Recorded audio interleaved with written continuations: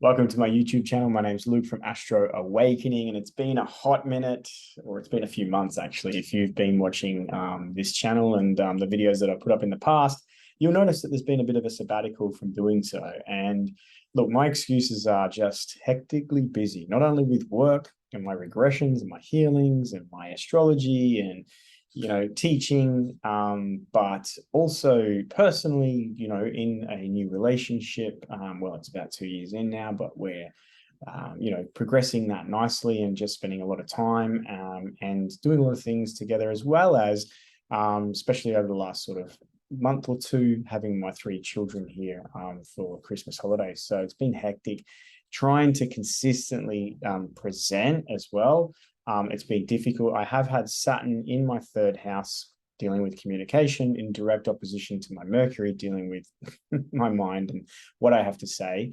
And I've also had Mars retrograde, like we all have, but mine's been in the 6th house in Gemini, which is all around work and, the type of work I do, how I do that work, who I'm working for, the way I work, all of that sort of stuff. So there's definitely been some shifts and some changes, and it's a lot of pressure and maybe sometimes a lack of motivation, a lack of will or a desire, just intense. So hopefully that's going to change. Hopefully this is the video that sort of kickstarts my 2023. For most of us though, for 2023, it's just been a continuation of 2022 so far. That's about to change. I'm probably not going to go too much into that in this video. This video, I'm just going to go like, this video is basically, let me show what this video is about. This video is, here we go. This video is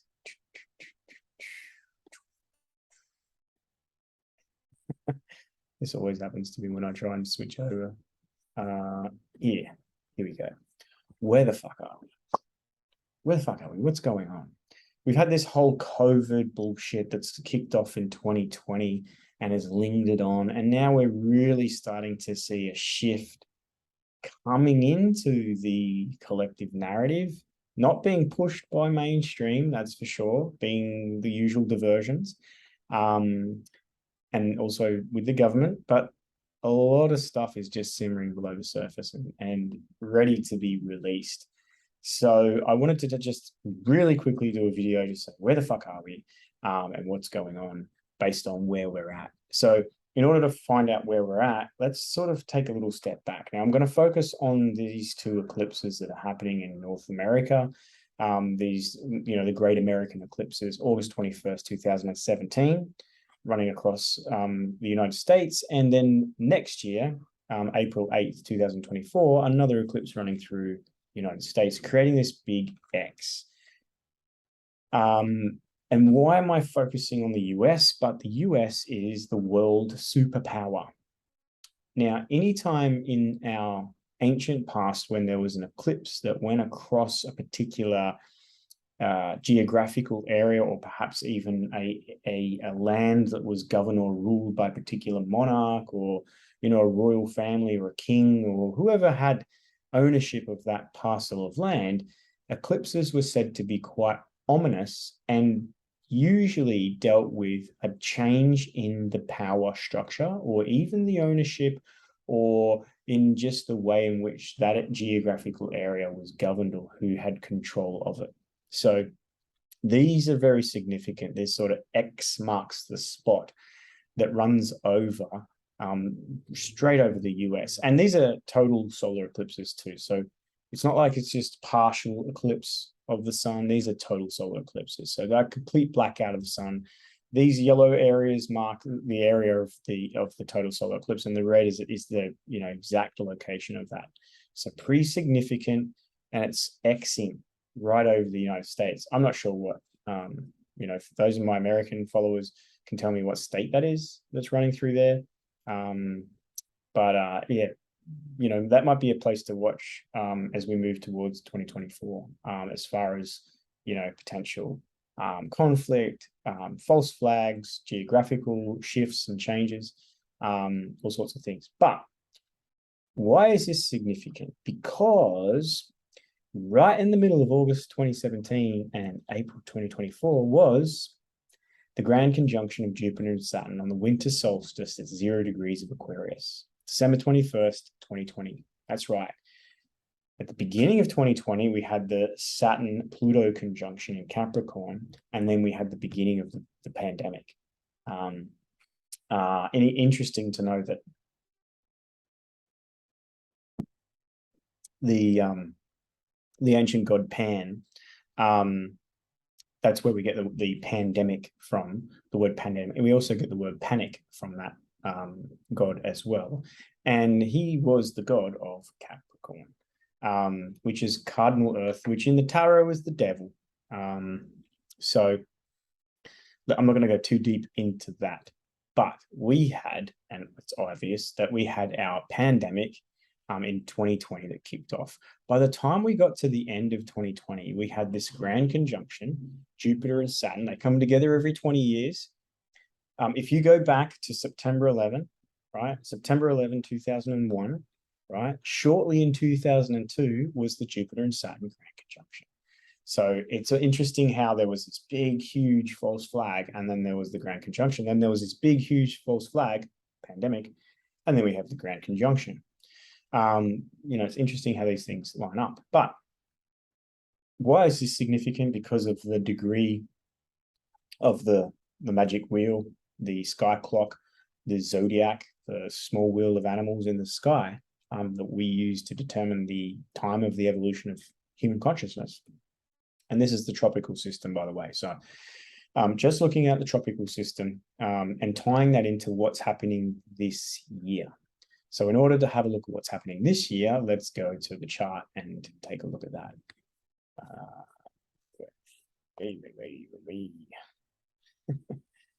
Just bear with me on these things because it's easy to navigate. Okay, so that's the chart for the grand conjunction 2020 in Aquarius. Here we have Jupiter and Saturn at 0 degrees and 28 minutes of Aquarius. And it was right on the solstice, just as the sun had entered or ingressed into Capricorn. There it is at 0 degrees, 17 minutes. Minutes, not time, but in degrees, measurement of degree. So this is the actual chart for the grand conjunction. Now, remember, there's two eclipses that are creating an X, and right in the middle of those two eclipses is this grand conjunction. So this grand conjunction, it set the tone for the next 200 odd years of these grand conjunctions occurring in air signs. And we'd shifted from the element of earth and into this air sign energy. So there's this definite shift in the collective consciousness and the way in which society ebbs and flows, which are what Jupiter and Saturn sort of relate to. They relate to the growth and expansion of culture and society, but also the setting of the tone when it comes to the authority and control and the rules that govern said society and culture. Hence Jupiter with its expansive nature and Saturn with its restrictive nature. So the 0 degrees of Aquarius is quite significant because if you'll notice in this chart that Pluto is at 23 degrees of Capricorn, and you'd have to be sleeping under a rock to realize that to not realize that Pluto this year moves finally into Aquarius. Hasn't been in that sign, or its orbital path takes 248 years. Pluto technically wasn't discovered. Last time there was a ingress of Pluto into Aquarius. That doesn't mean it didn't exist, it just means it hadn't been coming into the actual consciousness of humanity as a known body within the sky, whatever that may be.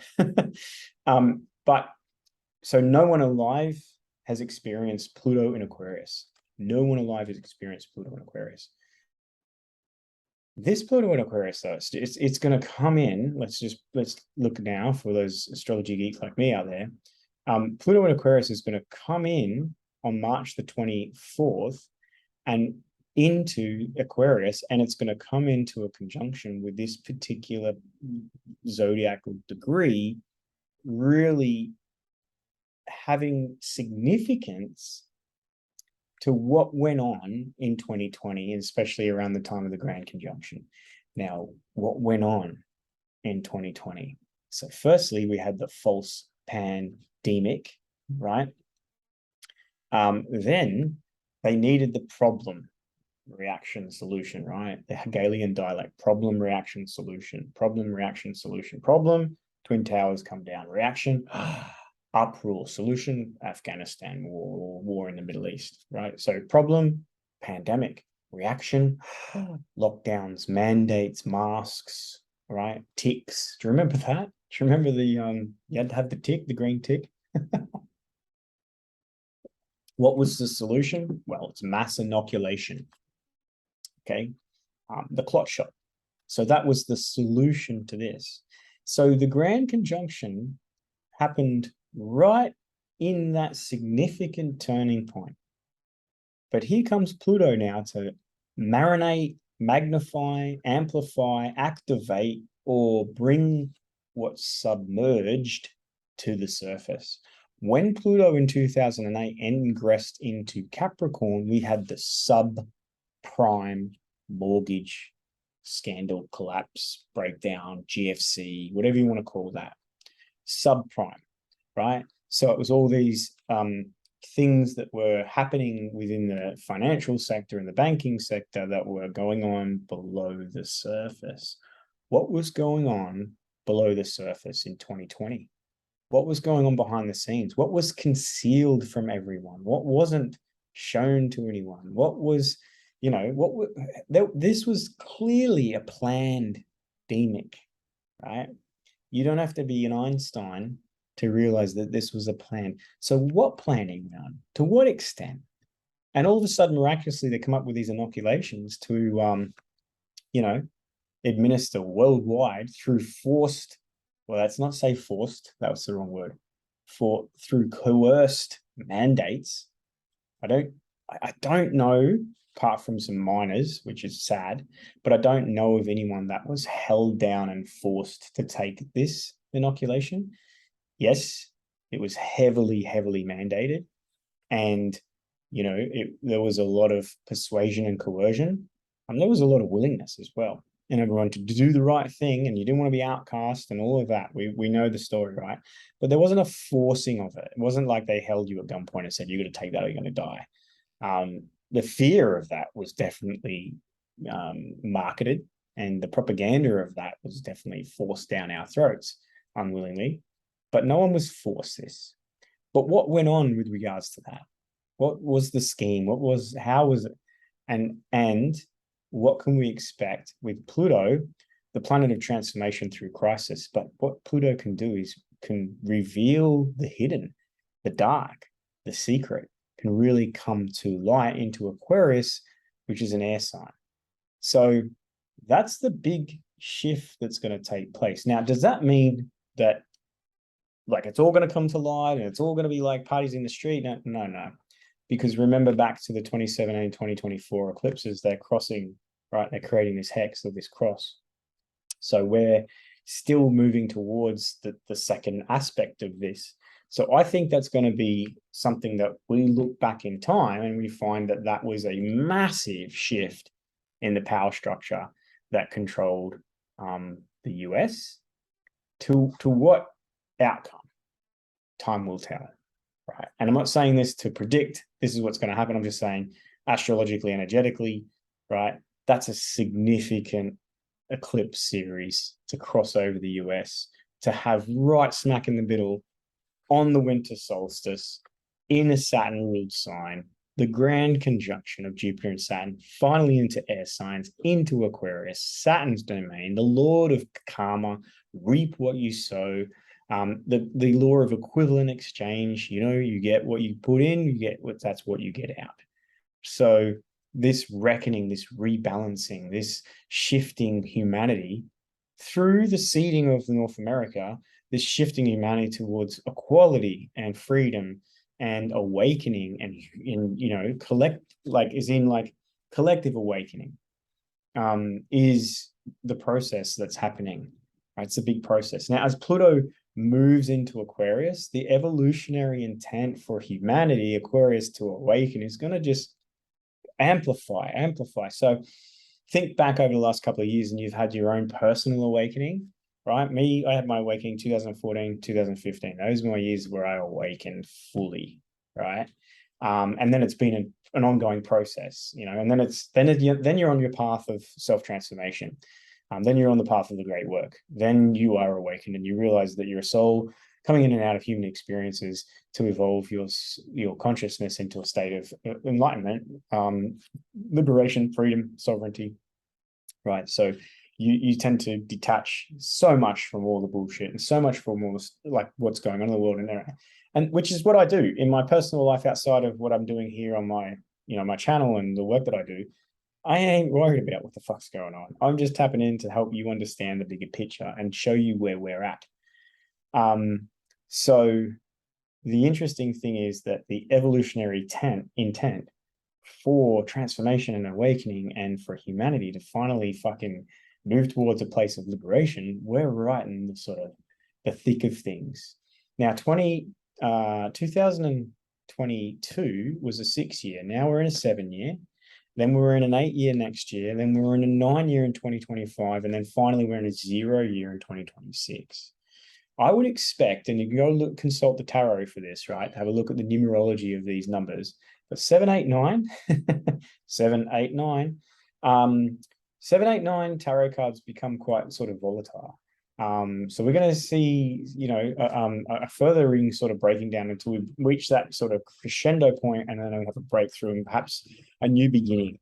And certainly astrologically, with Pluto moving into Aquarius, we're also going to have a Saturn-Neptune conjunction in Aries, and we're also going to have Uranus moving into Gemini, creating a trine and a sextile to those in 2025, 2026. So, like, where we're going is for those of us on our path, for doing the work, for awakening, for disconnecting and detaching, for becoming more free and sovereign, to finding and carving our own way and creating our own reality. We're moving towards a place of where we will be doing the party in the street, or at least, around a fire. But to get there, we're still in this sort of deconstruction process and a lot of this stuff coming to light. And for those still yet to go through that process of awakening, or still yet to sort of break their conditioning pattern, it's going to be a rocky road over the next few years, especially from about March this year onwards, as Pluto moves into Aquarius, Saturn moves into Pisces.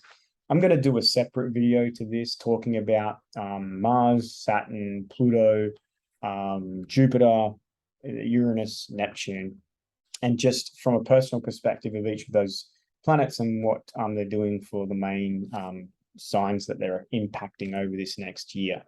But that's shortly to come. But from March this year, in March, early March, we have Saturn moving to into Pisces and Pluto moving to Aquarius. This date is an interesting one to sort of mark in your calendar, which is the 21st of May. Now, on the 20th of April, we've got a solar eclipse happening in the 29th degree of Aquarius. That's a pretty significant eclipse. So, bit of a wild card. But this date, 21st of May, probably 22nd for those in the Northern Hemisphere, we're going to have Pluto, Mars, Jupiter, Mars, Pluto in a T-square, right? Locked in this T-square. But 0 degrees, 1 degree, 0 degrees. The sun's going to move into Gemini, 0 degrees. What is all that doing? It's highlighting and impacting this grand conjunction chart of the 0 degrees Aquarius. This T-square here, this is huge tension, right? Between Pluto, Jupiter, and Mars. Could you get any more explosive, powerful planets than those three? Probably not. Saturn as a defining energy and a really concretization or a solidifying or a hardening, but these are dynamic, right? These are powerful. Pluto packs a huge extreme punch. Jupiter is like the king of the gods, Thor, god of thunder. And Mars is the warrior, right? The god of war. So that dynamic aspect on the 21st of May, activating that 0 degrees of Aquarius with the sun ingressing in Gemini, 0 degrees. Gemini, again, a trine to that point. That's a period to sort of go, as we have this shift of Pluto into Aquarius, people are going to be like, oh, not really much happening. Well, okay, just wait a little bit. Just wait a little bit. Now, Pluto is going to go into Aquarius and it's going back into Capricorn. It's going to go into Aquarius and it's going back into Capricorn. Then it's going to get into Aquarius and then it's going to be finally into Aquarius. By the time we get into late 2024, 2025, Pluto will be done with Capricorn. That's significant because there's some unfinished business in Capricorn. If you go back to 2008, when the collapse of the financial system happened, and what was the solution to that problem? It wasn't to recreate the system. It was to band-aid it and kick the can down the road. Well, the can's been kicked a long way down that road, and the signs aren't good when we look at the financial system. And are we going to go digital or not digital, and what's it going to look like? I don't fucking know. I don't have the answers to that, but volatility is the key. Is this year the year? Maybe. I also look at Uranus and Jupiter are going to be co-signed this year, and next year you're going to have a Jupiter-Uranus conjunction in Taurus, the sign of the bull, the sign that rules the stock exchange and money. So we might get this revolution energy coming through this year, and then a real sort of massive like uprising or breakthrough or sudden upheaval or revolution or change might come through in 2024 when the actual conjunction happens. I haven't looked too deeply into that, but certainly continuation of volatility. Now, what will the mainstream media do? What will the governments do? What they've always done. They practice misdirection. So they're not going to, what stuff's come to light, it's not going to be like, well, the news isn't saying it yet, or people think, then that's never going to happen. But what's going to happen is the death of these old systems, these old archaic, toxic patriarchal systems, not necessarily patriarchy is toxic, but toxic patriarchy is toxic. Systems will die. They're almost like a self-sacrificing suicide process at the moment, and people will continue to disengage and turn away and disconnect and detach from it. I mean, even now, the type of viewership watching mainstream media is minuscule in comparison to social media. So in other words, we, the people, are the media now. But they're going to continue with their misdirection. They're going to continue creating false flags and like bullshit stories that mean fucking nothing, like Prince Harry and Meghan Markle, and who gives a shit? The royal family, they just practice in relevance. That's their key to get you, is relevance. Now, if there's been, I'm 44. From the time I can remember that they were royals, there's always been a scandal. It's just the fucking next scandal. Does anything change? Does anything happen? No. What does it do? It keeps the collective consciousness on it, keeps it relevant. Imagine if it all just went away and you never heard about it. Eventually, in time, people would go, what's the fucking point of it? Why are we letting them own all that, rule all that, claim all that, have all that, tax all that? But if there's relevance, and it doesn't matter what the relevance is, because it's actually bullshit relevance at the moment. The attention that it's drawing to them is fucking bullshit. Anyway, massive digression. We just had recently here in Australia, one of the premiers of one of the states, when he was in his 21st party, dressed up as a Nazi. Now, that's like 20 odd years ago. Now, nothing's going to happen from that. The media are going to jump all over it. They're going to put it on, and they're going to have all these stories about that and how you can't be a Semite and all this anti-Semite. And what's going to happen? Nothing. What's it doing? Misdirection. Why? Because so much information is coming to light about sudden death and cardiac arrests and strokes and people just vanishing, like literally kicking the bucket. Why? Because of what's been going on in the last few years. So that's the big story. They don't want you to look at that. That's going to continue to come to light. In the next video, I'm also going to look at Elon Musk and Mars retrograde in Gemini and his acquisition of Twitter and what that means for the shift in the narrative. But it's certainly shifted. I'm over on Twitter. You can follow me if you want. It's just my name. I'm not actively posting much on Twitter. I just use it there as a bit of a way to sort of see what's going on in the world. Not from a mainstream collective. Is it controlled? Is he that's not my point to say. You do you. If you want to think he's this or that's that or whatever. I don't. I have my reservations about him and his deeper motivations. Absolutely. With his Neuralink stuff and things like that, for sure. But in the meantime, Am I interested in what's happening from an astrological energetic perspective, from a symbolic perspective, from an occult perspective? You fucking betcha. You fucking betcha. So it's interesting to watch that. It's just like a bird sitting on a ledge just over here. I ain't tweeting much, but I'm going. It's an interesting place. On that note, welcome back, Luke, and thank you guys for your continued support. Hope you like the video. If you do, hit the like button or drop a comment. That's actually the best way, is drop a comment, start some conversations here. And I'm going to do my best to connect with you guys a lot more. I put more content out. So let me know what you're interested in, if you found this video helpful or useful. Otherwise, peace out. See you guys soon. All right.